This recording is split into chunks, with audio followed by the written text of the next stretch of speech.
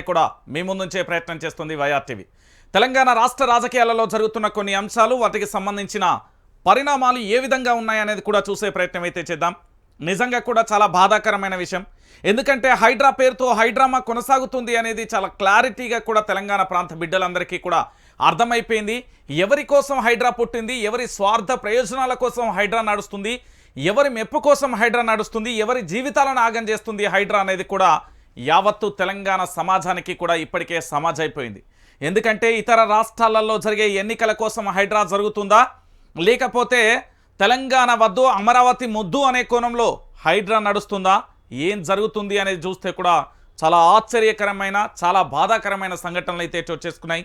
మొత్తానికి 10 సంవత్సరాల పాటు నిర్విరామంగా కూడా అభివృద్ధి వైపు అడుగులు వేస్తున్న కేసీఆర్ ప్రభుత్వం ఈరోజు అదే అభివృద్ధిని సంబంధించి అందపాతాళంలోకి తొక్కేందుకు కాంగ్రెస్ పార్టీ అయితే సిద్ధమైంది.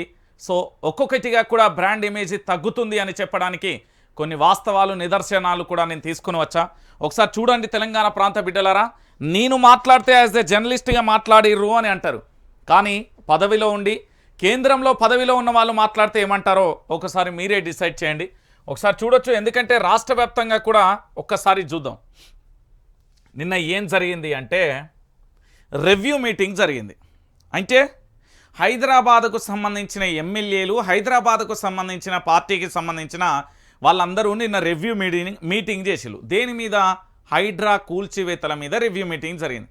సరే, ఈ హైడ్రా ఎక్కడి వరకు దారి తీస్తుంది, ఏమవుతుంది అని ఆలోచిస్తే సొంత పార్టీ నేతలే ఈ హైడ్రాకు డుమ్మా కొట్టారండి. ఎస్, నిజం నేను చెప్పేది. ఈ హైడ్రాకు సంబంధించి చాలామంది కూడా రాకపోవడానికి కూడా మనం ఆశ్చర్యంగా కూడా చూడాల్సిన అవసరం లేదు.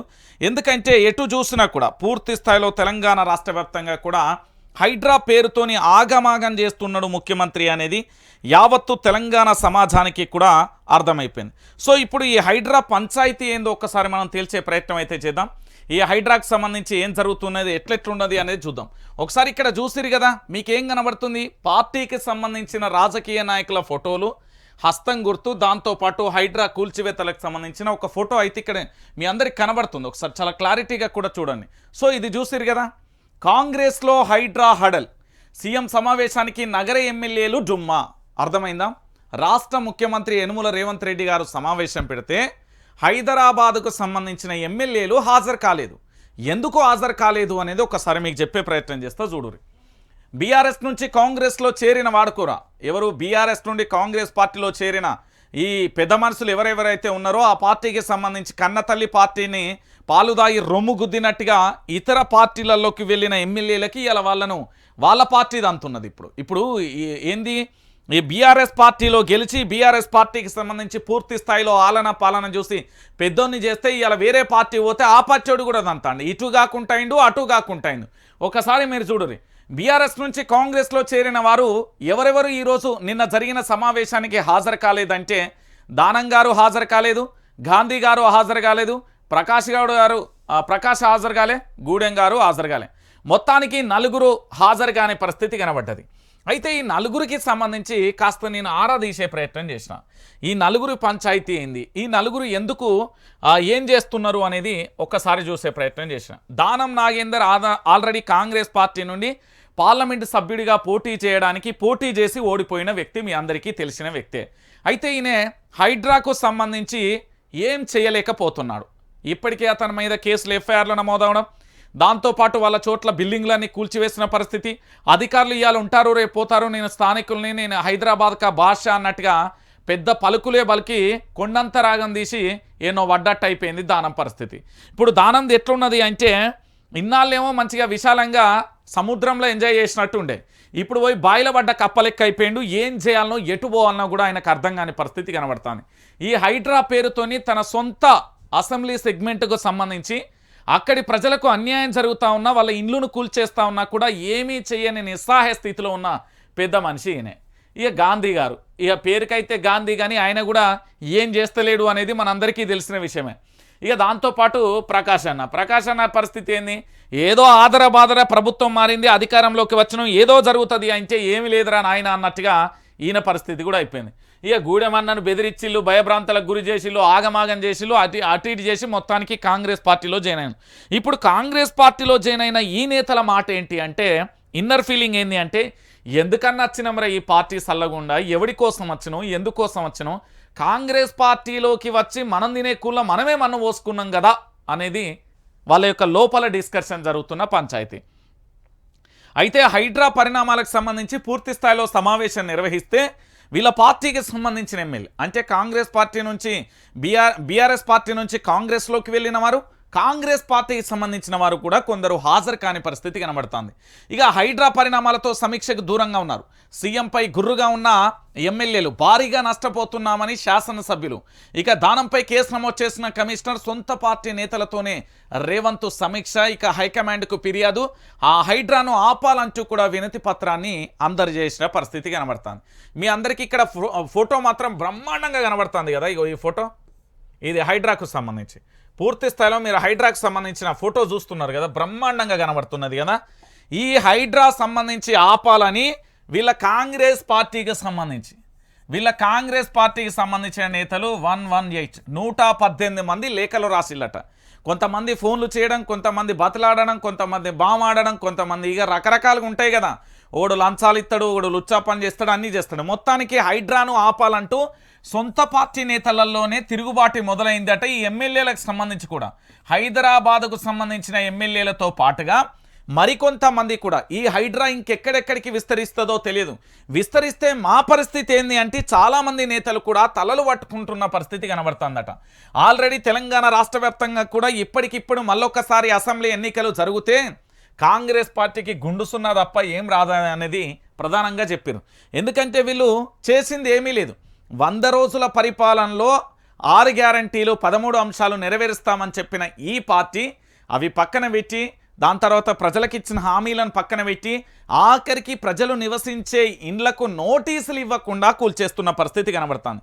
సో పూర్తి స్థాయిలో తెలంగాణ రాష్ట్ర వ్యాప్తంగా ఈ హైడ్రా పంచాయతీ ఆగమాగం ఉన్నది. ఒక్కసారి చూద్దాం. దానంపై కేసు నమోదు. ఎఫ్టీఎల్ భూములలో ఆక్రమణలు చేసిన వారిపై చర్యలు తీసుకుంటున్న హైడ్రా. అధికార పార్టీ ఎమ్మెల్యే దానంపైన చర్యలకు పూనుకుంది. అడ్డగించబోయిన దానం నాగేందర్పై హైడ్రా కేసు నమోదు చేసి హెచ్చరికలు జారీ చేసింది. దీంతో దానం హైడ్రా కమిషనర్ రంగనాథ్పై ఆగ్రహం వ్యక్తం చేశారు. అయినా హైడ్రా తన దూకుడు ఎక్కడా తగ్గించలేదు. మరోవైపు అధికార బీఆర్ఎస్ పార్టీలకు చెందిన అక్రమ కట్టడాలు, నిర్మాణాలను కూడా కూల్చుతుండడంతో ఎమ్మెల్యేలు తీవ్ర ఆగ్రహానికి లోనవుతున్నారు. దానిలో ఎమ్మెల్యేలు కూడా బాధితులుగా ఉన్నారు. ఫలితంగా అన్ని పార్టీల ప్రజాప్రతినిధులు బాధితులుగా మారుతున్నారు. వారంతా సీఎం రేవంత్ రెడ్డిపై గుర్రుగా ఉన్నారు. అందుకే సమీక్షా సమావేశానికి డుమ్మా కొట్టినట్టుగా అధికార పార్టీ వర్గాలు పేర్కొంటున్నాయి. ఇక చూడురి, కాంగ్రెస్ ప్రభుత్వంలో హైడ్రా చిచ్చు రేపుతున్నది. నగరంలో హైడ్రా హైస్పీడ్తో దూకుడును ఎమ్మెల్యేలు సహించలేకపోతున్నారు. తమ అనుచరుల నిర్మాణాలు, కట్టడాలను కోల్పోతుండడంతో వారు తీవ్ర ఆగ్రహ ఆవేశాలకు లోనవుతున్నారు. ఫలితంగా సచివాలయంలో గురువారం గణపతి నవరాత్రి ఉత్సవాలపై నిర్వహించిన సమీక్ష సమావేశానికి గ్రేటర్ పరిధిలోని ఎమ్మెల్యేలు డుమ్మా కొట్టారు. గ్రేటర్ పరిధిలోని కాంగ్రెస్ ఎమ్మెల్యేలు లేకపోయినా బీఆర్ఎస్ నుంచి హస్తం పార్టీ కండువా కప్పుకున్న వారు కూడా గైహాజరయ్యారు. ఎమ్మెల్యేలు దానం నాగేందర్ రెడ్డి రాలే, అరకెప్పుడి గాంధీ రాలే, వి ప్రకాష్ గౌడ్ రాలే, మైపాల్ రెడ్డి కూడా డుమ్మా కొట్టడం చర్చనీయాంశంగా మారింది. దీంతో పాటు ఫలితంగా రేవంత్ రెడ్డితో పాటుగా వాళ్ళ పార్టీకి సంబంధించిన ఎమ్మెల్యేలు ఉంటారు కదా, వాళ్ళ పార్టీకి సంబంధించిన ఎమ్మెల్యేలు, ఆ పార్టీకి సంబంధించిన వాళ్ళు కూడా అందరూ కూడా డుమ్మా కొట్టిన పరిస్థితితో ఏం చేయాలో కూడా అర్థం కాని పరిస్థితి కనబడుతుంది. ఇక దీంతో పూర్తి స్థాయిలో ఇటు కొండా కానీ, అనిల్ సలహాదారులు కానీ, మంత్రులు కానీ వీళ్ళందరూ కూడా అంటే ఒకసారి మీరు అందరూ కూడా ఆలోచించాల్సిన విషయం ఏంటంటే, మొత్తానికి కొండా, అనిల్ సలహాదారులు, మంత్రులు గణపతి ఉత్సవ కమిటీలతోనే సమీక్ష ముగించాల్సి వచ్చింది. ఇక దానం, గాంధీ, ప్రకాష్ గూడెం గైహాజరు. ప్రతిపక్ష నాయకులు సమీక్షా సమావేశానికి హాజరు కాలేదంటే అంతగా పట్టించుకోవాల్సిన అవసరం లేదు. కానీ పార్టీ కండువా కప్పుకున్న ఎమ్మెల్యేలు దానం నాగేందర్, అరకెప్పుడు గాంధీ, ప్రకాష్, దాంతోపాటు గూడెం మహిపాల్ రెడ్డి గైహాజరు కావడం చర్చనీయాంశంగా మారింది. అధికార పార్టీ తీసుకునే నిర్ణయాలకు ఎమ్మెల్యేలు కట్టుబడి ఉండాలి. కానీ రేవంత్ రెడ్డి నిర్ణయంపై ధిక్కార స్వరం వినిపిస్తున్నారు. నాగేందర్పై ఇప్పటికే కేసు నమోదు కాగా గూడెం ప్రకాష్లపై కూడా ఎఫ్టీఎల్లో ఆక్రమణలపై ఆరోపణలు వెలువెత్తుతున్నాయి. గూడెం మైపాల్ రెడ్డి భారీ ఎత్తున బిల్డింగ్ల నిర్మాణాలు చేపట్టగా హైడ్రా అధికారులు గుర్తిస్తున్నారు. వాటిని కూల్చేందుకు అధికారులు సిద్ధమవుతున్నారు. దాంతో ఆగ్రహించిన ఎమ్మెల్యేలు సమీక్షా సమావేశానికి దూరంగా ఉన్నారు. పార్టీ మారినా ఫలితం దక్కలే. బీఆర్ఎస్ నుంచి కాంగ్రెస్ పార్టీలో చేరిన ఎమ్మెల్యేల పరిస్థితి కుడిదిలో పడ్డ ఎలక మాదిరిగా మారింది. ఇటు అధికార పార్టీ తీర్థం పుచ్చుకున్నా తమ నిర్మాణాలు కోల్పోవాల్సి వస్తుందని ఆవేదన వ్యక్తం చేస్తున్నారు. కండువా మార్చడం ద్వారా తమకు వచ్చిన లాభం ఏంటని వారి అనుచరుల వద్ద వాపోతున్నారు. అటు ప్రతిపక్షంలో బీఆర్ఎస్లో ఉన్న విపక్షం కనుక తమను కావాలని టార్గెట్ చేస్తుందని మాట్లాడే అవకాశం ఉండేది. ఇప్పుడు ప్రభుత్వానికి వ్యతిరేకంగా మాట్లాడలేం, అలాగని ఊరుకోలేం. ఎలా చేయాలో పాలుపోలేని పరిస్థితి, ఉక్కిరి బిక్కిరి అవుతున్నారు.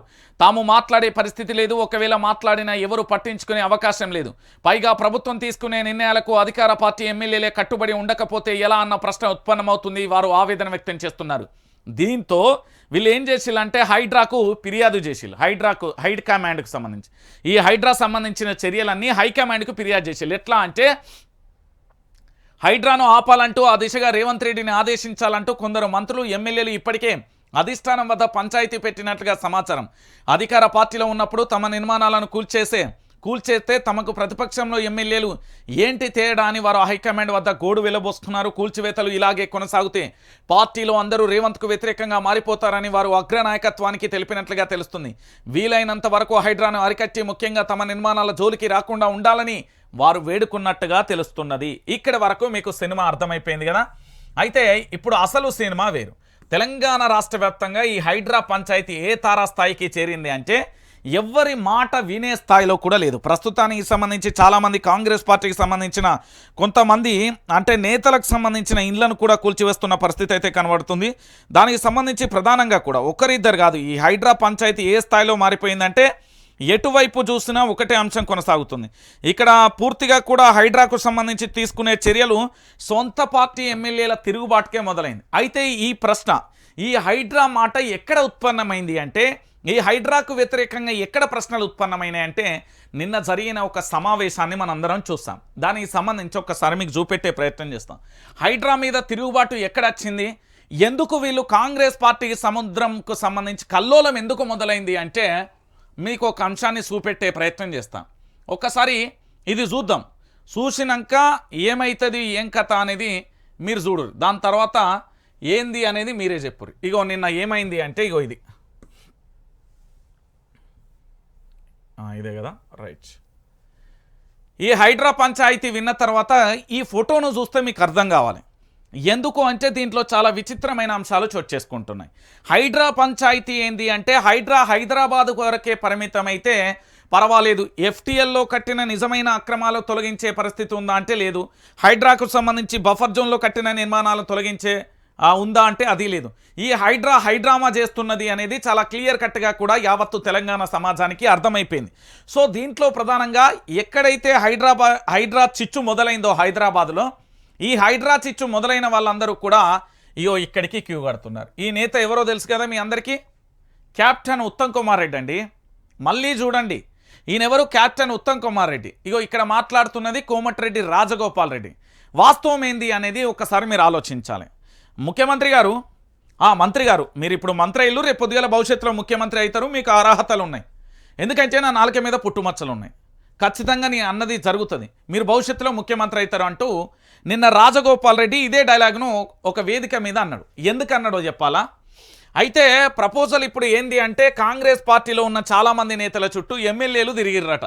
అందులో బీఆర్ఎస్ పార్టీ నుండి కాంగ్రెస్ పార్టీకి సంబంధించిన ఎమ్మెల్యేలు వెళ్ళట. వీరితో పాటు కాంగ్రెస్ పార్టీలో ఉన్న ఎమ్మెల్యేలు కూడా ఉత్తమ్ దగ్గరికి వెళ్ళట. ఈ ఉత్తమ్ కుమార్ రెడ్డి అన్న దగ్గరికి ఎందుకు పోతున్నారు అంటే ఇప్పుడు కాంగ్రెస్ పార్టీలో ముఖ్యమంత్రి అయ్యే అర్హత ఎవరికి ఉన్నది? అయితే బచ్చన్నకు ఉన్నది, లేకపోతే ఉత్తమ్ కుమార్ రెడ్డికి ఉన్నది. సరే బచ్చన్న అంటే కాస్తో కూస్తో చల్లబడతాడు, బచ్చన్న దగ్గర పోయి మన పంచాయతీ చెప్పుకుందామంటే బచ్చన్న ఉన్ను ఇటు రేవంత్ రెడ్డి ఇద్దరు దోస్తు మేరా దోస్తు హీ మేరా జాన్ అన్నట్టు వాళ్ళిద్దరు కలిసిపోయి ఉన్నారు. సో ఏమీ చేయలేని పరిస్థితిలో ఉన్నది అనేది అసలు విషయం. సో ఇలాంటి పరిస్థితులలో ఏం చేసిల్లట అంటే ఇక్కడ ఒక 8 మంది ఎమ్మెల్యేలు, ఇక్కడ ఒక 12 మంది ఎమ్మెల్యేలు, అంటే ఎంతమంది వీళ్ళు మొత్తం 20 మంది ఎమ్మెల్యేలు సక మన ఉత్తమ్ అన్న దగ్గరికి వచ్చిల్లట. ఈ ఉత్తమ్ అన్న దగ్గరికి మరి డైరెక్ట్ వచ్చిల్లా అంటే రాలే. ఎందుకంటే వీళ్ళ చుట్టూ ఇంటెలిజెన్స్ ఉంటుంది, వీళ్ళ చుట్టూ పోలీసు వ్యవస్థ ఉంటుంది, మాట్లాడే ఫోన్లను కూడా హ్యాక్ చేస్తారు. కాబట్టి ఖచ్చితంగా కూడా ఇంకో రకమైన మార్గంలో ఉత్తమ్ అన్న దగ్గరికి వచ్చి మీరు ముఖ్యమంత్రి అభ్యర్థిత్వానికి ఓకే అంటే, మీరు ముఖ్యమంత్రిగా ఓకే, నేను ముఖ్యమంత్రిగా ఏంది రేవంత్ రెడ్డిని దించి నేను ముఖ్యమంత్రిగా ఓకే అంటే, మీరు ఓకే అంటే ఉత్తమ్ ఓకే అంటే మేము సపోర్ట్ చేస్తామని వీళ్ళు చెప్పిల్లట. వీళ్ళతో పాటు ఇంకొకటి ఏంటంటే ఆసక్తికరమైన విషయం ఏంటంటే ఇదే కాంగ్రెస్ పార్టీకి సంబంధించిన ముగ్గురు మంత్రులు ఆల్రెడీ రాయబారం మొదలుపెట్టిలట హైకమాండ్ దగ్గర. ఇప్పటికే హైకమాండ్ దగ్గరికి హైడ్రాను ఆపాలంటూ ప్రియాంక గాంధీ దగ్గరికి, అదేవిధంగా రాహుల్ గాంధీ దగ్గరికి ఫిర్యాదులు వెళ్ళినాయి, సోనియా గాంధీ దగ్గరికి ఫిర్యాదులు వెళ్ళినాయి. దీంతో పాటు కాంగ్రెస్ పార్టీకి సంబంధించిన ఏఐసిసి నేతలుగా చెప్పబడే రాష్ట్ర ఇన్ఛార్జిగా సంబంధించి కేసీ వేణుగోపాల్ అయినా, డీకే శివకుమార్ అయినా, ఇంకో అయినా దీపాదాస్ మున్షి అయినా, వీళ్ళందరినీ పక్కన పెట్టి వీళ్ళు ఏకంగా డైరెక్ట్ అధినాయకత్వంలో ఉన్న ముగ్గురు దగ్గరికే వెళ్తున్నారు. ఒకటి సోనియా గాంధీ, రాహుల్ గాంధీ, ప్రియాంక గాంధీ దగ్గరికే వెళ్తున్న పరిస్థితి కనబడుతుందట.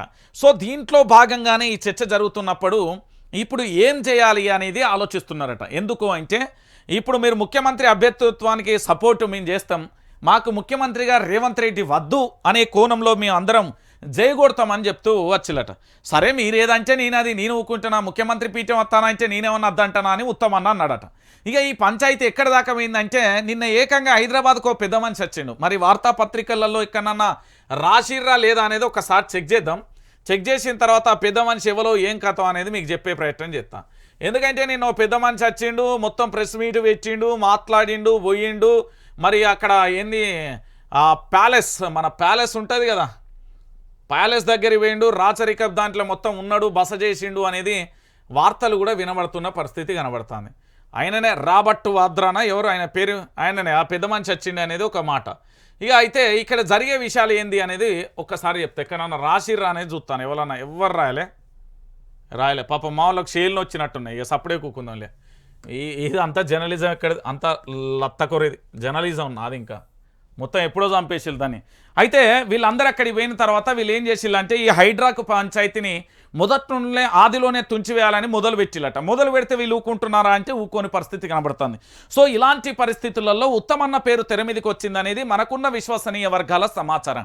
ఇంకొకటి ఏంటంటే ఇప్పటికే ఉత్తమ్ మీద మన రేవంత్ రెడ్డి మీద తిరుగుబాటు చేయడానికి ఆ పార్టీకి సంబంధించిన నేతలు కూడా ఉన్న పరిస్థితి.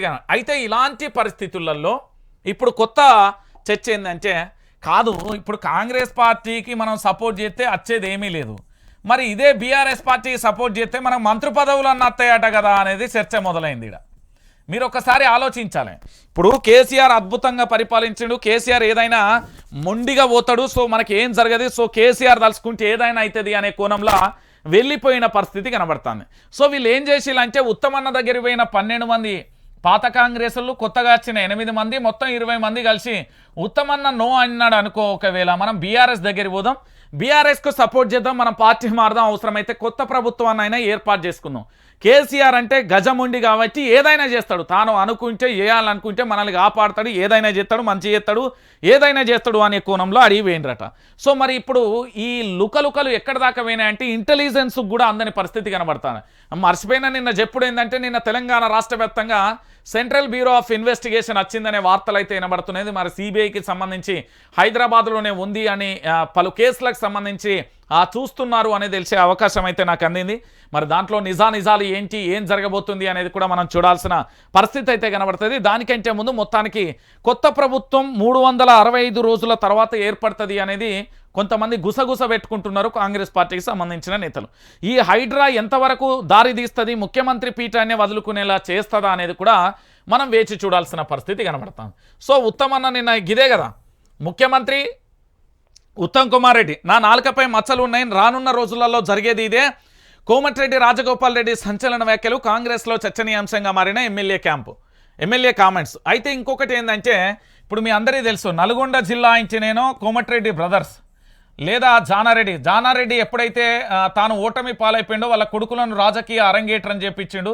ఇక వాళ్ళు ఒకరు ఎంపీగా ఒకరు ఎమ్మెల్యేగా కుటుంబ పాలన ఉందనుకో, ఇక్కడ ఇద్దరు అన్నదమ్ములు ఉన్నారు, ఇక్కడ ఉత్తమ్ దంపతులు కూడా ఉన్నారు, దాంతోపాటు ఇక్కడ పచ్చిగడ్డ ఎత్తే బగ్గుమనే పరిస్థితులలో ఉన్నాయి. ఇప్పుడు కోమటిరెడ్డి రాజగోపాల్ రెడ్డి కంటే ఉత్తమ్ కుమార్ రెడ్డిని ఎక్కువ ప్రజలు నమ్మే అవకాశాలు ఉంటుంది కాబట్టి ఈ దిశగా అడుగులు వేస్తున్నారు అనేది మరో అంశం కూడా కనబడుతుంది. అంటే పక్కా ప్లానింగ్ ప్రకారమే ఒక చర్చనైతే జరుగుతున్నది అనేది మనం చూడాల్సిన పరిస్థితి కనబడుతుంది. సో మొత్తానికి హైడ్రా పంచాయతీ ఎక్కడ దాకా పోయింది అనేది చూసిల్లు కదా, మొత్తానికి ముఖ్యమంత్రి పీఠానికే ఎసరు ఇచ్చిన పరిస్థితి కనబడుతుంది.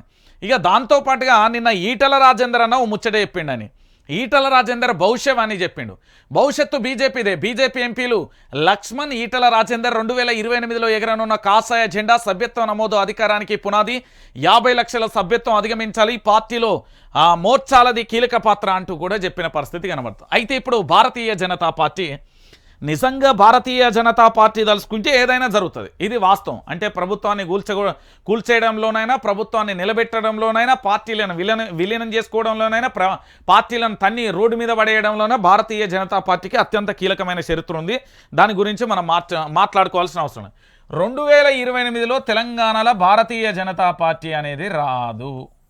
ఎందుకు అంటే సెంట్రల్లో దమ్మున అత్తే మళ్ళొక్కసారి 2028కి సంబంధించి, అంటే ఇక్కడ పార్లమెంట్ ఎన్నికలు ముగిసిన, అసెంబ్లీ ఎన్నికలు ముగిసిన మళ్ళీ వచ్చే పార్లమెంట్ ఎన్నికలలో సెంట్రల్లో మాత్రం భారతీయ జనతా పార్టీ వచ్చే అవకాశాలు స్పష్టంగా 100కు 100% లేదు. మొన్ననే చాలా బలవంతంగా గట్టిగా మొస తీసుకున్నట్టుగా వచ్చింది. ఇప్పుడు వస్తుందా రాదా అనే పరిస్థితి కూడా కనబడతలేదు. కానీ తెలంగాణలో భారతీయ జనతా పార్టీని నమ్మే అవకాశం తెలంగాణలో ప్రజలు 100కు 100% లేరు, ఒక బీజేపీ కార్యకర్తలు తప్ప. ఎందుకు అంటే దీంట్లో ఉన్నది ఒకటి, వీళ్ళ నాయకత్వానికి సంబంధించి సరిగ్గా లేకపోవడం తెలంగాణలో. 2, భారతీయ జనతా పార్టీ నిరుద్యోగులకు సంబంధించిన గ్రూప్ 1కు సంబంధించి కావచ్చు, గ్రూప్ 2కు సంబంధించి కావచ్చు, గ్రూప్ 3కి సంబంధించి కావచ్చు, గ్రూప్ 4 డిఎస్సికి సంబంధించిన ఆందోళన చేపడితే వీళ్ళు నేరుగా వెళ్ళి మద్దతు తెలిపిన దాఖలాలు లేవు. దాంతోపాటు ఇప్పుడు హైడ్రా పేరుతోని హంగామా జరుగుతూ ఉంటే బాధితులకు న్యాయం చేసిన దాఖలాలు లేవు. రుణమాఫీ పేరుతోని కాంగ్రెస్ పార్టీ అల్లకల్లోలంగా రైతుల జీవితాలను ఆడుకుంటూ ఉంటే సమస్యల మీద పోరాటం చేసిన దాఖలాలు లేవు. సో తెలంగాణలో భారతీయ జనతా పార్టీ అనేది ఒకటి ఉందా అంటే ఉంది, గంతే. నామకే బాస్త్, పేరుకు మాత్రమే తెలంగాణలో భారతీయ జనతా పార్టీ ఉంది తప్ప భారతీయ జనతా పార్టీ పూర్తి స్థాయిలో కూడా వస్తుంది అనేది చెప్పే పరిస్థితి అయితే కనబడతలేదు. ఎందుకు నేను ఈ విషయాన్ని చెప్తున్నా అంటే క్లారిటీగా కూడా బీజేపీ పోరాట పటిమ ఉన్నది వాస్తవం, పార్టీకి ఉన్నది, పార్టీలు ఉన్న మనుషులు మాత్రం చేస్తలేరు. సో భవిష్యత్తులో 2028లో బీజేపీ అధికారంలోకి వస్తుందంటే ఎవల శివులో పువ్వు పెడతారు వీళ్ళు? నిజంగా సమస్యల పక్షాన పోరాటం చేస్తే భారతీయ జనతా పార్టీ వస్తుందంటే యాక్సెప్టబుల్.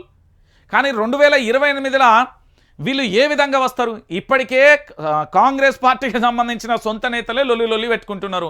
సెంట్రల్లో బీజేపీ అనేది ఇక మరొకసారి వచ్చుడు అనేది అది అసలు అది కళ, అది మరొకసారి సెంట్రల్లో రావడం అనేది కళ అయిపోయింది. సో ఈటల రాజేందర్ అన్న సభ్యత్వ నమోదు గురించి మంచిగానే చెప్తున్నాడు, కానీ భవిష్యవాణి చెప్పుడు కాదు. రియాలిటీ భారతీయ జనతా పార్టీకి అంత సీన్ లేదు. ఒకప్పుడు ఉండే బండి సంజయ్ బీజేపీ రాష్ట్ర అధ్యక్షుడిగా ఉన్నప్పుడు ఇప్పుడు వచ్చిన సీట్ల కంటే ఇంకెక్కువ వచ్చు ఆయన అధ్యక్షుడిగా ఉంటే. నేను చెప్తున్నా కదా. ఇంకొకటి ఏంటంటే బండి సంజయ్కి సంబంధించి మళ్ళొక్కసారి అధికార పీఠాలు ఇస్తే ఖచ్చితంగా తెలంగాణలో అధికారాలు తీసుకొస్తాడు. అది ఏం చేస్తాడా అంటే మీకు ఉదాహరణ చెప్తా. బండి సంజయ్ ఏం చేయగలుగుతాడు? బండి సంజయ్ నిజంగా ఆయన అధికారంలో తీసుకొచ్చే అంత సీన్ ఉన్నదా అంటే ఉన్నదే, ఆయనకే ఉన్నది, తెలంగాణలో ఎవరికి లేదు. నేను చెప్తున్నా కదా, బండి సంజయ్కి మాత్రమే తెలంగాణలో అధికారంలోకి తీసుకొచ్చే అంత సీన్ ఉన్నది, మళ్ళీ ఇంకెవరికి లేదు. ఎందుకు నేను ఈ విషయాన్ని చెప్తున్నా అంటే క్లియర్గా చెప్తున్నా. బండి సంజయ్కి ఉన్న చరిష్మా వేరు. ఇగో చూడు, వీడు ఏమన్నాడు బండి సంజయ్, ఇది ఇన్న డైలాగ్. ఇగో ఇట్లుంటుంది బండి సంజయ్తో ఆట. ఓవైసీ అంటే కాంగ్రెస్కు భయం కాదు, డైపర్ దడుతుంది వీళ్ళది మామూలుగా ఉండదు. తెలంగాణ ప్రాంత బిడ్డలారా మనందరికీ తెలిసిన విషయమే కదా, మనందరం కూడా చూసినాం కదా. తెలంగాణ ప్రాంత బిడ్డలారా మనందరం కూడా చూస్తున్నాం కదా. ఇక్కడ జరిగే విషయం ఏంటంటే తెలంగాణ ప్రాంత బిడ్డల అందరికీ తెలిసే విషయం అంటే ఓవైసీ అంటే కాంగ్రెస్కు భయం. అందుకే ఆయన కాలేజీలను కూల్చలేదు. హైడ్రా పేరుతో సర్కారు హైడ్రామా. వచ్చే అసెంబ్లీ ఎన్నికలలో తెలంగాణలో అధికారంలోకి వస్తాం. కవితకు బేలు రావడానికి బీజేపీకి ఏం సంబంధం? కమలంలోకి కొత్త తరం రావాలి, కేంద్ర సహాయ మంత్రి బండి సంజయ్ అంటూ కూడా చెప్పిన పరిస్థితి కనబడుతుంది. అయితే దానికి సంబంధించి కూడా మనం చూస్తున్న పరిస్థితి ఏంది అంటే తెలంగాణ బిడ్డలారా, ఏంది ఇదేనా? ఇంకో బ్రేకింగ్ న్యూస్ వచ్చింది. ఏంది అంటే మీ అందరికీ తెలిసిన విషయం, తెలంగాణ రాష్ట్ర వ్యాప్తంగా కూడా జరుగుతున్న విషయం ఏంది అంటే ఇక్కడ బండి సంజయ్కి సంబంధించి జరుగుతున్న ఇంకొక చర్చ కూడా చెప్పాలి. బీజేపీ అధికారంలోకి వస్తుంది, బీజేపీ 2028లో అధికారంలోకి వస్తాయంటే ఎందుకు పాయిట్ కలలుగా అంటారు? ఇక చూడు, ఓవైసీ బెదిరింపులతో కాంగ్రెస్ భయపడిందని, అందుకే సకలం చెరువులోని ఆయన కాలేజీలను కూర్చడం లేదని కేంద్ర సహాయ మంత్రి బండి సంజయ్ ఆరోపించాడు. హైదరాబాద్ నాగోల్లోని శుభం కన్వెన్షన్ హాల్లో శుక్రవారం వివిధ మోర్చాల సభ్యత్వ నమోదు వర్కింగ్ షాప్లో ఆయన మాట్లాడారు. వచ్చే అసెంబ్లీ ఎన్నికలలో రాష్ట్రంలో బీజేపీ అధికారంలోకి వస్తుందని ధీమా వ్యక్తం చేశారు. బీఆర్ఎస్ కాంగ్రెస్ మధ్య మాట ముచ్చట అయిపోయిందన్నారు. ఈ రెండు పార్టీలు కలిసిపోవడం ఖాయమని ఆరోపించిన పరిస్థితి కనబడుతుంది. ఏం లేదు బండి సంజయ్ అన్న తెలుసుకో, నువ్వు మాట్లాడింది ఇది ఒక్కటే యాక్సెప్ట్ చేస్తాను. నేనేమంటున్నా అంటే ఓవైసీ అంటే కాంగ్రెస్కి అయితే భయమైంది. అదే కేసీఆర్ కనుక ఉంటే ఎట్లుండు పతంగి పార్టీ, మళ్ళీ గాలి ఎగురు నాది అట్టుంటుంది. అందుకే కేసీఆర్ అనే వ్యక్తి ఉండాలి. బండి సంజయ్ బీజేపీకి అధికారాన్ని ఇట్లా ఏంది అంటే 2 పార్టీల మధ్య, వ్యక్తుల మధ్య, మతాల మధ్య పంచాయతీలు పెట్టి ఆయన హైలైట్ అయ్యి ఎట్లనైనా చేసి మీ జెండాను నిలబెట్టే ప్రయత్నం అయితే చేస్తాడు. భారతీయ జనతా పార్టీ జెండాను అయితే మొదలుపెట్టే ప్రయత్నం. నిజంగా కూడా ఓవైసీ అంటే రేవంత్ రెడ్డి భయమా, లేకపోతే హైదరాబాద్లో ఏమన్నా జరుగుతుందనా, లొల్లులు జరుగుతాయనా, లేకపోతే ఎందుకు భయపడ్డాడు? మరి పేదోడికి మాత్రం నోటీసులు ఇవ్వకుండా ఫటా ఆసుపత్రికి పోయిన కుటుంబ సభ్యులు తిరిగి వచ్చేటాలకు ఇల్లు నేలమట్టమై ఉంటుంది. అరే ఏ బాడక కూలబెట్టిండు, ఎవర్రా అనుకునే లేపు లేదు ఇది ఎవడు కూలగొట్టలే, ఏం జరగలే, ప్రభుత్వం నుండి హైడ్రా అనేది ఒకటి వచ్చింది, వాళ్ళు వచ్చి అధికారులు వచ్చి కూలగొచ్చిర్రు అన్నారట ఆదర్శ్ నగర్లో, మహబూబ్ నగర్లో. ఇక అసలే జ్వరంతో ఉన్నాడు పాపం బిడ్డడు, అసలే ఆరోగ్యం బాగాలేకుంటున్నాడు, ఇక మామూలు కాదు, కన్నీళ్ళు వర్ణాతీతం. ఇక ఏం చెప్పాలి చెప్పుర్రి తెలంగాణ బిడ్డలరా. అదే బలిసినోడికి ఒక న్యాయం, పేదోడికి ఒక న్యాయం అంటే రేవంత్ రెడ్డిని చూసి నేర్చుకోవాలి. రేవంత్ రెడ్డి గతంలో ఒక మాట అన్నాడు, ఒక ఇంటర్వ్యూలో నేను చాలా స్పష్టంగా చూసినా, మళ్ళీ కూడా చూసిన.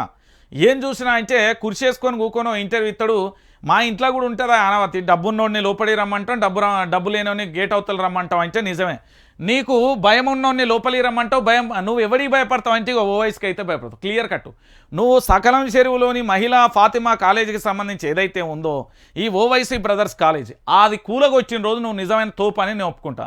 ఇదే మల్లారెడ్డి మర్రి రాజశేఖర రెడ్డి భవనాలు కూల్చిపెట్టినప్పుడు ఏ నోటీసులు ఇచ్చినా టకా విద్యా సంవత్సరం అప్పుడు యాదకి రాలే, అప్పుడు సోయలేదా? అప్పుడేమైంది మీది? ఇవాళ మాట్లాడతారు. మరి ఆ రోజు ఏమైపోయింది? ఇదంతా చిన్నపురగాల డ్రామా అనుకుంటున్నారా? ఇక ఇదొకటి అయితే తెలంగాణ ఎట్లున్నవే. తెలంగాణ అంటే తెలంగాణ గురించి చెప్పుకోవాలి. ఏం జరుగుతున్నది తెలంగాణ, ఎట్లున్నది తెలంగాణ అంటే సమస్య వలయంలో తెలంగాణ తాండవం చేస్తుంది. ఒక రకంగా చెప్పాలంటే సమస్యల వలయంలో తెలంగాణ రాష్ట్రం తాండవం చేస్తుంది. మామూలు తాండవం కాదు.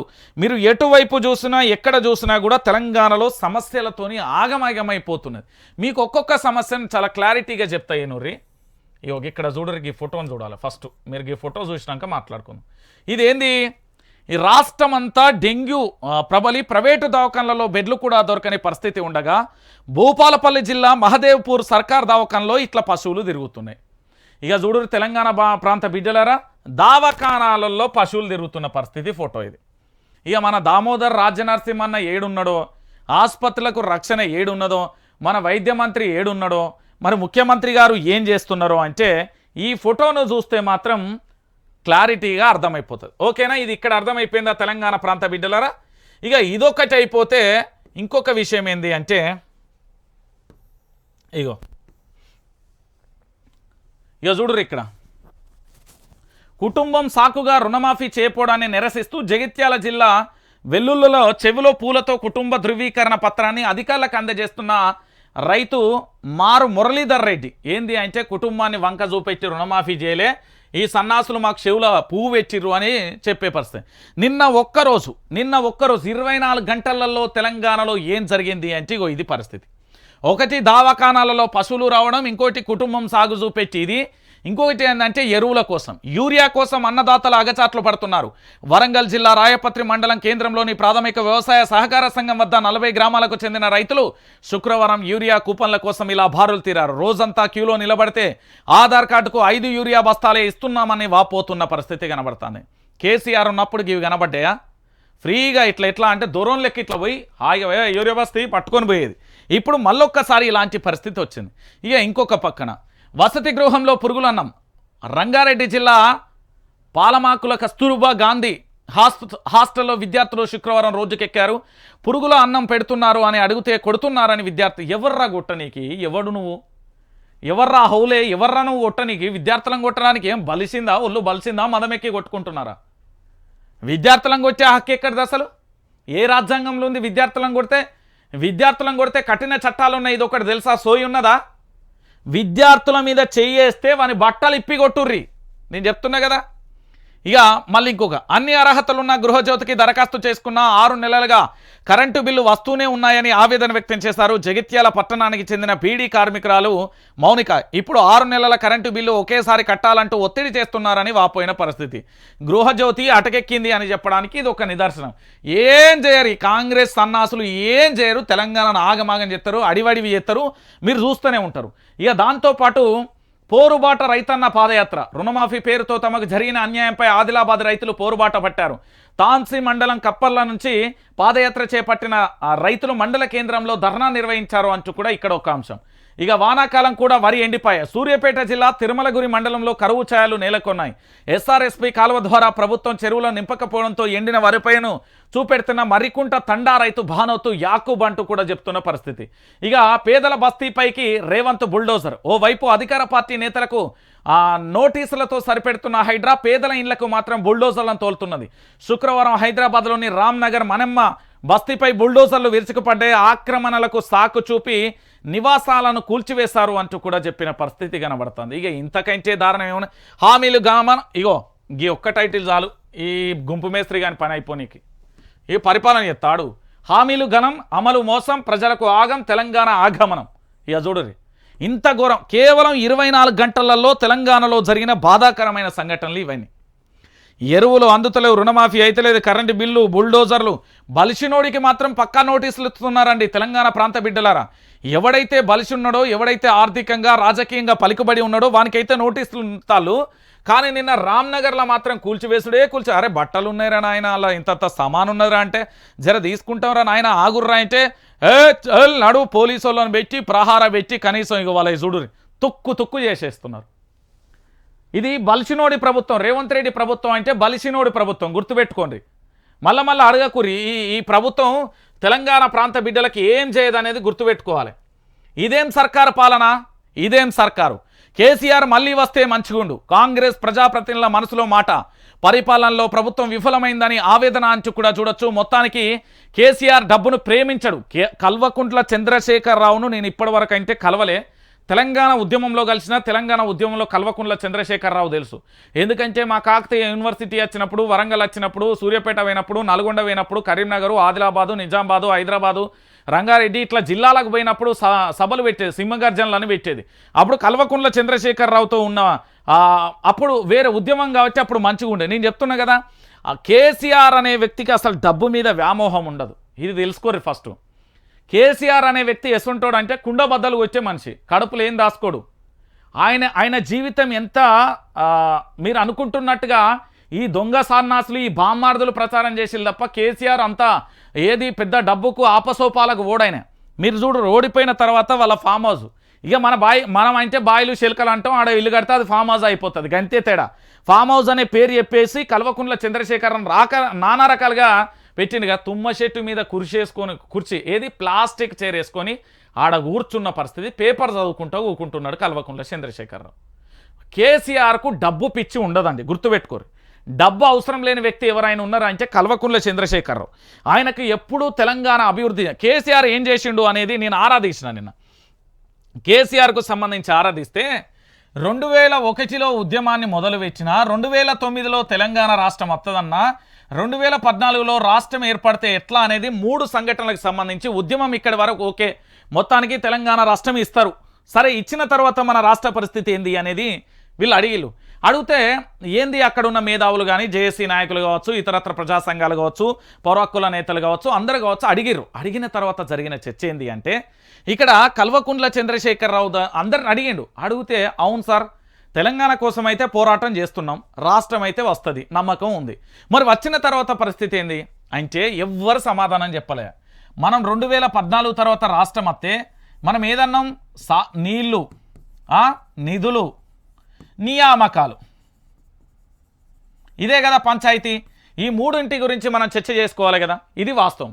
అయితే కల్వకుంట్ల చంద్రశేఖరరావు ఏం చేసిందంటే 1956 నుండి ఇప్పటి వరకు అంటే 2014 వరకు మన తెలంగాణ రాష్ట్రం ఎట్లా గోసపడ్డది, ఎట్లా మన పూర్తి స్థాయిలో మన వనరులను దోచుకున్నారు, మన వాళ్ళని ఎట్లా ఇబ్బంది పెట్టుకున్నారు అనేది ఆరాధించి మొట్టమొదటిసారిగా మన తెలంగాణ రాష్ట్రం సస్యశ్యామలంగా ఉండాలంటే సాగునీరు కావాలి, త్రాగునీరు కావాలని మొదలుపెట్టిండు. ఆ తర్వాత తెలంగాణ రాష్ట్రం ఎప్పుడు నిరంతర విద్యుత్ వెలుగులు ఉంటే ఇక్కడికి పరిశ్రమలు వస్తే హైదరాబాద్ వెలుగు చెందుతుంది అని చూసిండు. ఆ తర్వాత నిధులను మనం ఎంత ఖర్చు చేసి ఎంత అభివృద్ధి చేస్తే భవిష్యత్ తరాలకు అంత అద్భుతంగా ఉంటుందని కేసీఆర్ అప్పుడు చెప్పిన తర్వాత ఆ సంఘాలన్నీ నివ్వరబోయినాయి. ఇవాళ కాంగ్రెస్ పార్టీ ఇక్కడ మోచేతుల నీళ్లు తాగుతున్నాయి ఇదే నాయకులు. అప్పుడు ఇట్లా క్వశ్చన్ అడిగితే ఒక్క సమాధానం కూడా చెప్పని నాయకులు ఇలా కాంగ్రెస్ మోచేతుల నీళ్ళు తాగుతున్నారు.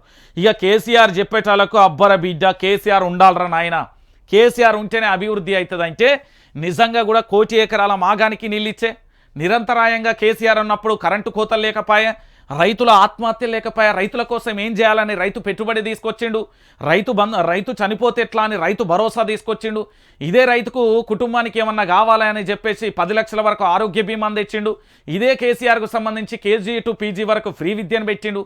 కేసీఆర్ ఏ తప్పు చేయలే, ఉద్యోగ అవకాశాలను కూడా ఇచ్చిండు. కానీ సోషల్ మీడియా ప్రభావంతో ఆగమాగం చేసేది. ఇప్పుడు కల్వకుంట్ల చంద్రశేఖరరావు ఒక్కసారి ఆలోచించండి. అయితే చాలా సందర్భాలలో రాష్ట్రం వచ్చిన తర్వాత నా కొడుకు ఎట్లా బతకాలి, నా కొడుకు ఎట్లా పట్టాలి, రేపు పొద్దుగాల మనకు కొడుకో బిడ్డ పుడితే వారెట్లా బతకాలి, మనవాళ్ళు ముని మనవాళ్ళు వాళ్ళ మనవాళ్ళ గురించి ఆలోచించే ఈ రోజులలో రాష్ట్రం గురించి ఆలోచించిన వ్యక్తి ఎవరైనా ఉన్నారు అంటే కల్వకుంట్ల చంద్రశేఖరరావు. ఈ ఆలోచన 2009 ఆగస్టు 9వ తారీఖు 22వ తారీఖు మధ్య జరిగిన చర్చ ఇది. మన రాష్ట్రం వస్తే మనం ఎట్లా పరిపాలించుకోవాలి అనేది పెట్టిన పరిస్థితి. సో కేసీఆర్కు నిజంగా కూడా నేను చెప్పిన మాట కాదు, కేసీఆర్కు డబ్బును ప్రేమించడు అనేది నేను ఒక్కరిని చెప్పిన మాట కాదు. కేసీఆర్ డబ్బును ప్రేమించడు, డబ్బు కోసం రాజకీయం చేయడు. కేసీఆర్ చాలామందికి అర్థం కాడు. ఆయన తత్వాన్ని నేను గ్రహించా. పార్టీ పెట్టినప్పుడు కూడా పైసా లేదు, సిద్ధాంతాన్ని నమ్మి పనిచేస్తాడు. నమస్తే తెలంగాణతో గాథ ఇన్నయ్య. అర్థమైందా? అది కేసీఆర్ యొక్క మంచితనం. అది డబ్బును ప్రేమించాడు. ఇప్పుడు ఉన్నోళ్ళు డబ్బే కావాలి, వీళ్ళకి డబ్బు లేకపోతే బాత్రూమ్ కూడా రాదు, అట్లున్నది వీళ్ళ కథ. కాంగ్రెస్ పై కేసీఆర్ కథనబేరి 9 నెలల్లో రాష్ట్ర పరిస్థితి ఉల్టా పల్టా పోరాడి సాధించుకున్న తెలంగాణ ఈగ నుంచి నక్కల పాల, 10 ఏళ్ల కృషి గంగపాల, సిరుల పంట రాష్ట్రంలో తెలంగాణ రైతన్న కంట కన్నీరా, దళితుల నోటికాడ కూడు లాగేస్తారా, బషీర్బాగ్ కాల్పులు మరిచి మళ్ళీ ప్రపంచ బ్యాంకు ముందు సర్కారు మోకరింప, ఇక మీరు రంగంలోకి దూకక తప్పదు, గ్యారంటీలపై ప్రభుత్వం మెడలు వంచాలి. కేసీఆర్కు బీఆర్ఎస్ సీనియర్ల వినతి సూత్రప్రాయంగా అంగీకరించిన అధినేత సెప్టెంబర్ 10 తర్వాత సమాలోచనల తెలంగాణ ఉద్యమ తరహాలో కార్యాచరణ అంటూ కూడా చెప్పిన పరిస్థితి కనబడుతుంది. కల్వకుంట్ల చంద్రశేఖరరావు తెలంగాణకు ఎలాంటి అన్యాయం చేయలేదు. కేసీఆర్ తెలంగాణ రాష్ట్రాన్ని కాపాడిండు, నిలబెట్టిండు. అదే నల్లారి కిరణ్ కుమార్ రెడ్డి అని ఉంటాడు, ఇప్పుడు భారతీయ జనతా పార్టీలో ఉండి ఇట్లా గీక్కుంటాడు. ఆ భారతీయ జనతా పార్టీలు ఉన్నాయన తెలంగాణ రాష్ట్రం వస్తే చీకటి పాలవుతుంది, తెలంగాణ వస్తే మీరు పరిపాలించుకోరా, మీకు మెదలేరా, మీరు అసమర్థులు రా అన్నాడు. ఇదే ఈటల రాజేందర్ గదే అసెంబ్లీలు ఉన్నారు. మీకు తెలంగాణ వస్తే నక్సలిజం పెరుగుతుంది అన్నాడు, తెలంగాణ వస్తే నిరుద్యోగం పెరుగుతుంది అన్నాడు, తెలంగాణ వస్తే తెలంగాణ అంధకారంలోకి పోతా అన్నాడు. కానీ తెలంగాణను అద్భుతమైన వెలుగులోకి తెచ్చిండు కేసీఆర్.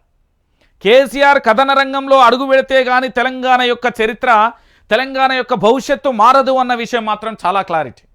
కేసీఆర్ రావాల్సిందే, కేసీఆర్ ప్రజల పక్షాన అడుగు పెట్టాల్సిందే. ఎందుకంటే తెలంగాణకు, తెలంగాణ ప్రజలకు కాంగ్రెస్ ప్రభుత్వం చేస్తున్న మోసంపై బీఆర్ఎస్ త్వరలో యుద్ధ బేరి మోగించనుందా, తెలంగాణ ఉద్యమ తరహాలో పెను కార్యాచరణ తీసుకోనుందా, మోసపోయి గోసపడుతున్న తెలంగాణ ప్రజల కోసం వినూత్న పోరాటాల రూపాలను తీర్చిదిద్ది కేసీఆర్ స్వయంగా ముందుండి పాల్గొననున్నారా? పార్టీలో ఇప్పుడు ఈ చర్చ జరుగుతుంది.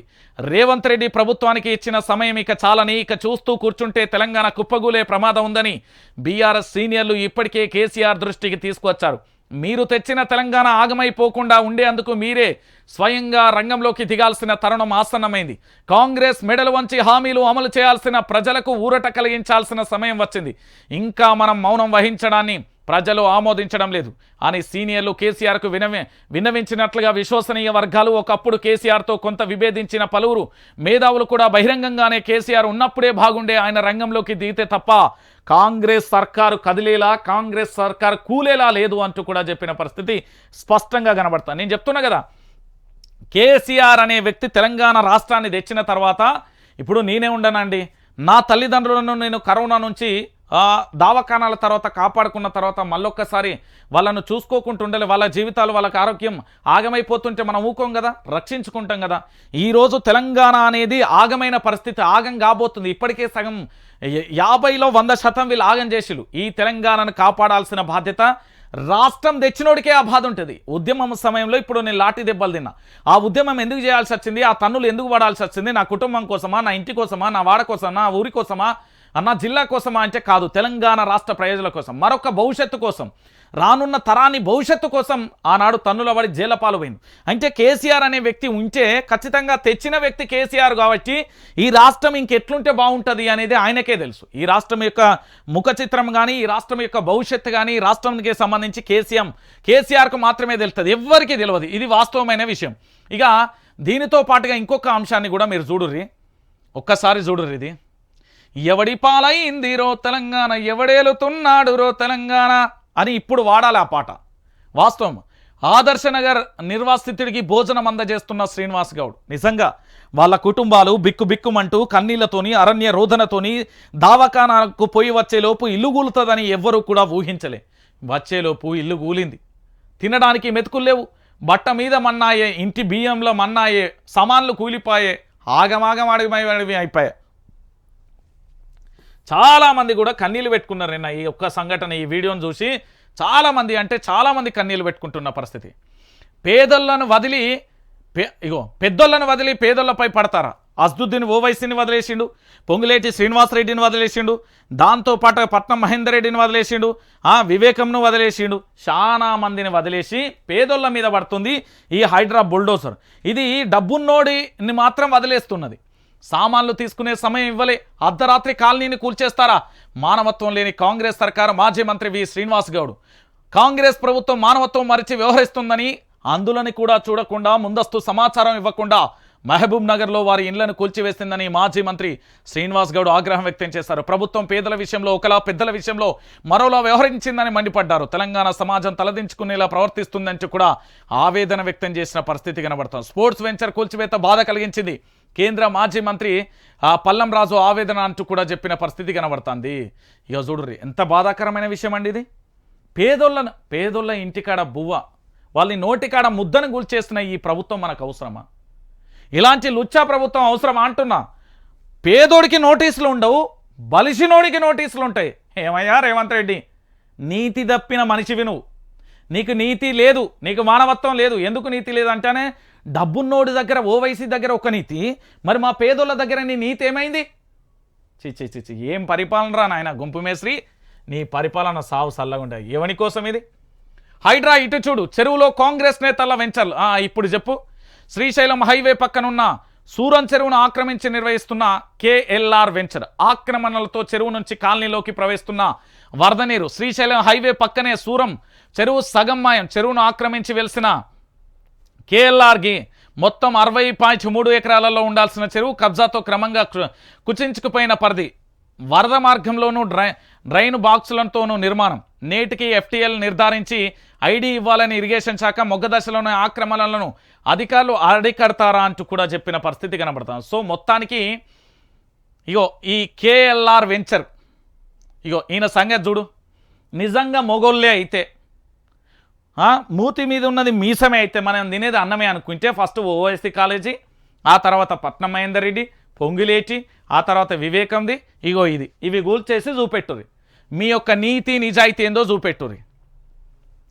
మట్టిని కొట్టి సౌదాలు కట్టి పొంగులేటి గుట్టు విప్పిన గూగులమ్మ 2011తో పోలిస్తే స్వయంగా కూడా కనిపిస్తున్న, స్వయంగా 2011తో పోలిస్తే స్పష్టంగా కనిపిస్తున్న ఉల్లంఘన. దానికి సంబంధించి కూడా చూడొచ్చు. కేవీపీ ఫామ్ హౌస్లో విస్తృతంగా కూడా నిర్మాణాలు, టిప్పర్లతో భారీగా ఎత్తిన మట్టిని నింపి ఆక్రమణలో అంటూ కూడా ప్రధాన అంశానికి సంబంధించి కూడా హైలైట్ చేస్తున్న పరిస్థితి అయితే కనబడుతుంది. సో మొత్తానికి ఈ హైడ్రా పంచాయతీ ఏంది అంటే పేదోడికి ఒక న్యాయం, బలిసినోడికి ఒక న్యాయం అనేది అయితే మీరు గుర్తుపెట్టుకోవాలి. ఎందుకు నేను ఈ విషయాన్ని చెప్తున్నా అంటే, తెలంగాణ ప్రాంత బిడ్డలారా దయచేసి మీరందరూ కూడా ఆలోచించాలి. తెలంగాణ రాష్ట్ర వ్యాప్తంగా కూడా దయచేసి తెలంగాణ రాష్ట్ర ప్రజలందరూ కూడా ఆలోచించాల్సిన విషయం ఏంటి అంటే, ఇప్పటి వరకు కూడా తెలంగాణ రాష్ట్ర రాజకీయాలలో జరుగుతున్న ప్రతి అంశాన్ని కూడా, పరిణామాన్ని కూడా మీరు చూడాల్సిన పరిస్థితి ఏంటి అంటే, ఎప్పటికప్పుడు కూడా ఈ పేదోళ్ళకు సంబంధించి పూర్తి స్థాయిలో వాళ్ళ జీవితాలతోని ఆడుకునే ప్రయత్నం చేస్తున్నది తప్ప, నిజంగా రాజకీయ నాయకులకు సంబంధించి వాళ్ళందరూ సంబంధించి ఇల్లునైతే వాళ్ళ ఫామ్ హౌస్లనైతే కూల్చేస్తలేదు. పేదోడు ఏదో కష్టపడి కట్టుకున్న ఇల్లును మాత్రం కూల్చేస్తున్నది తప్ప వీళ్ళ జోలికి మాత్రం, ఏది బలిసినోడి జోలికి మాత్రం పోతలేదు. అంటే తెలంగాణ ప్రాంత బిడ్డలందరూ కూడా దయచేసి ఆలోచించాల్సిన విషయం ఏంటి అంటే, రాష్ట్ర వ్యాప్తంగా జరుగుతున్న అంశానికి సంబంధించి మీరు ఎటువైపైనా చూడండి, ఎక్కడైనా చూడండి, తెలంగాణ రాష్ట్ర వ్యాప్తంగా జరుగుతున్న ఈ అక్రమ వెంచర్లో చాలామంది కూడా ఉంటాయి. మరి వాళ్ళ పరిస్థితి ఏంది, వాళ్ళని ఎందుకు పూర్తిగా కూడా ఎందుకు వాళ్ళని చూసుకుంటలేదు అనేది ఆలోచించాల్సిన విషయం. సో తెలంగాణ రాష్ట్ర వ్యాప్తంగా కూడా జరుగుతున్న విషయం. ఇక దీంతో పాటుగా మరొక అంశం, నన్ను మన్నించండి, సుప్రీంకోర్టును బేషరతుగా క్షమాపణ కోరిన సీఎం. ధర్మాసనం చివాట్లతో దిగివచ్చిన సీఎం రేవంత్ రెడ్డి తన మాటను మీడియా వక్రీకరించిందని వ్యాఖ్య. ఈ మాట మాట్లాడడానికి ఇంకేమనిపిస్తలేదా? ఏమయ్యా ముఖ్యమంత్రి, మీడియా వక్రీకరించిందా? ఏ మీడియా వక్రీకరించింది? ఏది నీ భజన ఛానల్ వక్రీకరించిందా? నీ భజన ఛానల్లో ఉండే ఏది ఛానల్ వీధి రౌడీలా ప్రవర్తిస్తున్నారు, ఆ సంగతి ఏందో చూసుకో. వాళ్ళు జర్నలిజం చేసొచ్చిలో లేదో కానీ ఒక్కొక్కరి మీద దాడులు చేస్తున్నారట, కొడుతున్నారట, వీధి రౌడీలా ప్రవర్తిస్తున్నారట నీ భజన ఛానల్ సంబంధించి. ఏ ఛానల్ వక్రీకరించింది? నీ భజన ఛానల్ వక్రీకరించి. ఇంకా సిగ్గుమాలిన మాటలు ఇవి. సుప్రీంకోర్టును బేషరతుగా కూడా కవిత బెయిల్ విషయంలో ఇష్టం వచ్చినట్టు మాట్లాడి మీడియా వక్రీకరించింది. ఇంకా నయ్యం, మీడియా మూతిగడిగింది అంటలేవు. కొంచెమన్నా ఆలోచన, ముఖ్యమంత్రి స్థాయిలో ఉండి మీడియా వక్రీకరించడానికి కొంచెమన్నా అనిపిస్తలేదా మీకు? ఎందుకంటే మీడియా వక్రీకరించిందట, ఈయన చెప్తాడు మాకు మీడియా వక్రీకరించిందట. ఇగో ఇది అసలు కథ, హైడ్రా కథ. హైదరాబాద్ అమరావతి, హైదరాబాద్ అమరావతి ముద్దు. అమరావతి కోసమే హైడ్రానా? నోటీసులు కూల్చివేతలతో హైదరాబాద్ బ్రాండ్ ఇమేజ్ దెబ్బతింటుందా? నెట్టింట జోరుగా జరుగుతున్న చర్చ. హైదరాబాద్ వద్దు, అమరావతి ముద్దు అంటూ ప్రచారం. భాగ్యనగరంపై కమ్ముకున్న నీడలు అంటూ కూడా చెప్పిన పరిస్థితి కనబడుతుంది. నేను చెప్పలే, ఈ హైడ్రా వెనుక ఏదో భారీ కుతంత్రమే ఉన్నది. ఒకటి ఇతర రాష్ట్రాలకు సొమ్మును పోగు చేయడం అన్న అయి ఉండాలి, లేదా ఈ హైడ్రాకు సంబంధించి మన బ్రాండ్ ఇమేజ్. ఇగో అన్న, నేను ఒకటి చెప్తా అన్న, నాతో పాటు ఒక 4 మిత్రులు ఉన్నారు, పేర్లు ఎందుకులే. ఉద్యమ సమయంలో పోలీసుల లాఠీ చార్జ్తోని తన వెన్నెముక దెబ్బతిని కనీసం యువకుడు టాపర్ స్టూడెంటు ఏమీ చేయలేని నిస్సహాయ స్థితిలో మంచానికి పరిమితమై బహుశా 2018లో కొంచెం రికవరీ అయి తర్వాత సెట్ అయ్యాడు. ఇంకొక మిత్రుడు 11 సంవత్సరాలుగా తీవ్రమైన అనారోగ్యంతో కేరళకి వెళ్ళి వైద్యం చేసుకొని వచ్చి సెట్ అయ్యాడు. అంటే తెలంగాణ ఉద్యమంలో గాయపడి కేసుల పాలై అరెస్టులై ఆ రోతా బాధ ఏందో తెలిసినోడికి రాష్ట్రం గురించి తెలుస్తుంది. తెలంగాణ ఉద్యమంలో లేకపోతే నీకేం తెలుస్తుంది? గుండుసున్నా తప్ప, కోడుగుడు తప్ప ఏం చేస్తుందండి? ఇక నిన్న పాపం మా వేముల వీరేశం అన్నకి దళిత ఎమ్మెల్యేకి అవమానం. మంత్రుల పర్యటనలో ఎమ్మెల్యే వేముల వీరేశానికి చేదు అనుభవం. ఆహ్వానం పలకడానికి అనుమతించని పోలీసులు, తనను గుర్తుపట్టని పోలీసులపై తీవ్ర ఆగ్రహం. ఎమ్మెల్యేకు పర్మిషన్ ఇవ్వరా అంటూ మండిపడ్డు. అలాగే అక్కడి నుండి వెళ్ళిపోయిన వేముల వీరేశం అన్న. నిన్న నకరేకల్ ఎమ్మెల్యే వేముల వీరేశంకు అవమానం జరిగింది. జిల్లాలో మంత్రులు ఉత్తమ్ కుమార్ రెడ్డి, పొంగులేటి శ్రీనివాసరెడ్డి పర్యటన సందర్భంగా వారిని ఆహ్వానించడానికి వచ్చిన ఎమ్మెల్యేను పోలీసులు గుర్తుపట్టలేదు. మంత్రులకు స్వాగతం పలికేందుకు పూర్తి స్థాయిలో కూడా ఇక నిన్న వేముల వీరేశం అన్న ఎట్లా వెళ్ళిపోయిండు అనేది కూడా మీ అందరికీ తెలిసిందే కదా. ఇక వెళ్ళిపోయింది డైరెక్టే, ఇక లొల్లి లేకుండా సప్పుడెక్కలే. అరే ఏం మనసులే వాళ్ళు, ఏం పోలీసులే వాళ్ళు, ఎమ్మెల్యేని గుర్తుపట్టరనే అని అన్నాడు. వేముల వీరేశం అన్న నిజంగా చెప్తున్నా, చాలా బాధాకరం. మీ పార్టీ నిన్నే దళిత ఎమ్మెల్యే నువ్వు అంటే మాకు చాలా గౌరవం, నిన్నే అవమానించిందంటే చాలా దుఃఖమైంది. రాత్రిలో చాలా బాధ అనిపించింది. ఎందుకంటే మీ కుటుంబానికి సంబంధించిన చరిత్ర కావచ్చు, మీ కుటుంబానికి సంబంధించిన చరిత్ర అంతా నాకు తెలుసు, తెలంగాణ ప్రాంత బిడ్డలందరికీ తెలుసు. కానీ ఈ అవమానం మాత్రం కాంగ్రెస్ పార్టీ, నిజంగా కూడా మీ కాంగ్రెస్ పార్టీకి సంబంధించిన మంత్రులు కానీ లేకపోతే ముఖ్యమంత్రి కానీ మీ రాష్ట్ర అధ్యక్షుడు కానీ సారీ చెప్పాలి ఆ విషయంలో. అది నీకు జరిగిన అవమానం కాదు, దళిత బిడ్డలకు జరిగిన అవమానం. ప్రభుత్వం దిగొచ్చేదాకా దీక్ష కొనసాగుతుంది, పోరాటం సాగుతుంది, ప్రాణాలైనా ఇస్తాం. గాంధీలో కొనసాగుతున్న జక్కాని సంజయ్ దీక్ష, కామారెడ్డి డిక్లరేషన్ అమలు కోసం డిమాండ్. 5 రోజులుగా పోలీసుల వేధింపులు, దీక్ష విరమించాలని బెదిరింపులు. సంజయ్కి దీక్షకు పెరుగుతున్న మద్దతు అంటూ కూడా చెప్పిన పరిస్థితి కనబడుతుంది. ఏంది అంటే కామారెడ్డి డిక్లరేషన్లో చెప్పినట్టుగా కుల గణన చేపట్టడంతో పాటు స్థానిక సంస్థల ఎన్నికలలో 42% వాటా బీసీలకు కల్పించాలని కోరారు. 20,000 కోట్ల బడ్జెట్ కేటాయింపులు ఉంటాయంటున్న రేవంత్ 9,000 కోట్లు మాత్రమే ఇచ్చిందని వాపోయారు. కుల గణన 9 నెలలవుతున్నా దాన్ని ఊసేలేదని, స్థానిక సంస్థల వాటాపై స్పష్టత లేదని, గత 5 నెలలుగా స్పందన లేదన్నారు. ఇదే మొండి వైఖరితో 42 మంది ఆమరణ నిరాహార దీక్ష చేపడతామని గతంలో హెచ్చరించి వారం రోజులుగా కార్యాచరణ చేపడతామని పొన్నం ప్రభాకర్ హామీ ఇచ్చారని, కానీ వారం కాదు కదా 10 రోజులైనా ఎలాంటి కార్యాచరణ చేపట్టలేదంటూ కూడా చేస్తున్న పరిస్థితి. తెలంగాణలో ఏం జరుగుతున్నదన్నా? దీక్షలు, ఆమరణ నిరాహార దీక్షలు, రాస్తోరోకలు ఆగమాగం జరుగుతున్న పరిస్థితి కనబడుతుంది. ఏమున్న తెలంగాణలో ఏం లేదు. రెడ్కోపై ఆంధ్ర పెత్తనం వైస్ చైర్మన్ ఎండీగా అనంతపురం జిల్లా వాసి మహిళకు పట్టం అంటూ సర్కార్ గొప్పలు మండిపడుతున్న విద్యుత్ ఉద్యోగులు వ్యతిరేకిస్తున్న తెలంగాణ వాదులు. మళ్ళొక్కసారి అయిపోయింది. రెడ్కో వైస్ చైర్మన్ పదవి ఆంధ్రాకు చెందిన మహిళా అధికారికి ఇవ్వడం కథం. నాకు తెలిసి రేవంత్ రెడ్డిని నిజంగా చెప్తున్నా, నీకు ఏమన్నా ఆంధ్రప్రదేశ్లో ఓటర్ ఐడి కార్డు, ఏమన్నా ఆధార్ కార్డు, లేకపోతే అక్కడ ఏమైనా కావాలంటే నన్ను అడుగు, నేను చెప్తా. ఆడున్న వైఎస్ జగన్మోహన్ రెడ్డితోనో, లేకపోతే మీ గురువు చంద్రబాబు నాయుడుతోనో, లేకపోతే జనసేన అధినేత పవన్ కళ్యాణ్తోనో మాట్లాడి నీకు ఇప్పిస్తా. ఆ రాష్ట్ర పౌరసత్వం అన్ని రకాలుగా నీకు అరేంజ్ చేస్తా. అక్కడికి పోయి పోటీ చేయి, ఆడ రాజకీయం చేసుకో. ఇక్కడ బంద్ చేయి, ఇక రాజీనామా చేసి వెళ్ళిపోను. అరే భయ్, నువ్వు తెలంగాణ ఉద్యమం తెలియదు, నువ్వు తెలంగాణలో లేనివి, నువ్వు అసలు ఏంది, నీ సంగతి ఏంది? ఆ రేవంత్ ఏమయ్యా, రేవంత్ రెడ్డి ఏమనుకుంటున్నావు? ఏమన్నా దాడ్కర్ అనుకుంటున్నావా? చెప్తాం త్వరలో నీ ప్రభుత్వం ఎట్లుంటుందో చెప్తాం జరా. మరో బుల్డోజర్ రాజుగా మార్చద్దు, రాష్ట్రంలో న్యాయ వ్యవస్థపై ధిక్కారం, మీ కాంగ్రెస్ నేతలకు సలహాలు ఇవ్వండి, ఖర్గేకు ట్విట్టర్లో కేటీఆర్ విజ్ఞప్తి అంటూ కూడా చెప్పిన పరిస్థితి కనబడుతోంది. ఒకరి ఇంటిని కూల్చివేసి వారి కుటుంబాన్ని నిరాశ్రయాలుగా మార్చడం అవమానం, అన్యాయం అంటూ గతంలో మీరే అన్నారు. ఇప్పుడు తెలంగాణలో పేదల ఇండ్లను అదేవిధంగా కూల్చివేస్తున్నారు, నిరాశ్రయాలను చేస్తున్నారు, దీనికి మీ సమాధానం ఏంది అంటూ మల్లికార్జున్ ఖర్గేకు మొత్తం మనోడు ట్వీట్ చేసిండు మన సారు. కథం అయిపోయి ఇంకేం ట్విట్టర్లో వేసినాక ఇంకూకుంటాడా? అంతా హైడ్రామా. ఈ హైడ్రామా మొత్తం ఆగమాగం తెలంగాణ ప్రాంత బిడ్డలను ఆగం చేస్తుడు తప్ప వీళ్ళు ఏం చేయలేరు. ఇక మళ్ళీ ఇదో కథ. ఇక చూడరు, టీటీడీ తరహాలో యాదగిరిగుట్ట టెంపుల్ ఎందుకు మళ్ళా పెత్తనం మొదలు పెడదామనా? ఏం చేస్తున్నారు ఇడ? ఇక శివాజీ విగ్రహం ముందు శిరస్సు వంచి మోదీ క్షమాపణలు, విగ్రహం కూలడం బాధ కలిగించిందన్న ప్రధాని.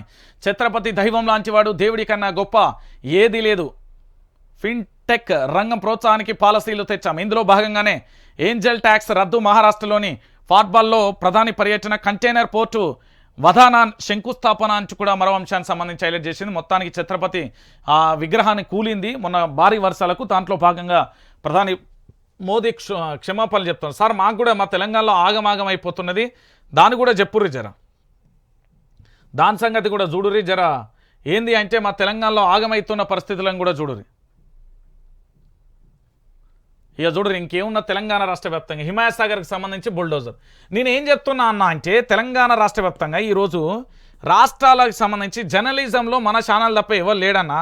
నేను మళ్ళా చెప్తున్నా, ఇక్కడ మీకు కనబడే వైఆర్టీవీ తెలుగు న్యూస్ ఛానల్ లేదు కదా, ఈ తెలుగు న్యూస్ ఛానల్ తప్ప మీకు ఎవ్వరు ఎక్కడ కూడా ఒక స్వచ్ఛమైన న్యూస్ను అందించే ప్రయత్నం చేయరు. ఎందుకు చేయరు అంటే కూడా దానికి సమాధానం ఉన్నది చెప్తాను వినోది. ఇక్కడ వైఆర్టీవీ తెలుగు న్యూస్ ఛానల్ ఇగో గిడ కనబడుతున్నదా, గిడ లైక్ అయ్యారు, ఇడ ఖచ్చితంగా కూడా లైక్ చేసేసి షేర్ చేయరు. తెలంగాణ రాష్ట్ర రాజకీయాలలో జరుగుతున్న వాస్తవాలను వైఆర్టీవీ తెలుగు న్యూస్ ఛానల్ చెప్తుంది కాబట్టి ఇక్కడ మీరు సబ్స్క్రైబ్ చేయరు. ఈడున్న బెల్ బటన్ ఖచ్చితంగా కూడా మీరు బెల్ నోటిఫికేషన్ యాక్సెప్ట్ చేసుకోరు, ఎందుకంటే నోటిఫికేషన్ యాక్సెప్ట్ చేసుకుంటేనే మీరు నా వార్తలను చూడగలుగుతారు.